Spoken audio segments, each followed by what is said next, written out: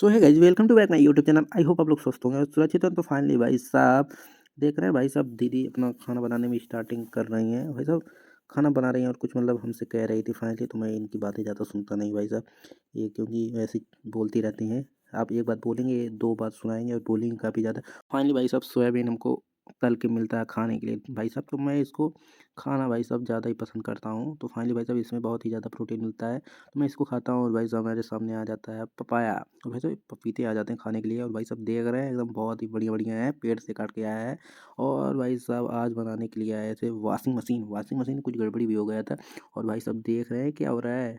भाई साहब मेटल में कुछ जंग लग रहे हैं, तो इसको भाई साहब सही करूँगा अभी कुछ समय में भाई साहब। तो इसको बनाया जाता है और भाई साहब ये देख रहे हैं भाई साहब, इससे आप कहीं भी अगर आपको सूजन हुआ है या मतलब पैर में दर्द या कहीं पे दर्द है, तो इससे आप सिकाई कर सकते हैं अपने बॉडी में कहीं पर भी। तो इससे सिकाई किया जाता है। और भाई साहब तो फाइनली गाइस हम अपने बिस्तर पे आ गए हैं और भाई साहब ठंडक तो बढ़ गई है, तो बिस्तर पे आके बैठे हुए हैं भाई साहब। तो सोच रहे हैं करें तो करें क्या अभी इस समय।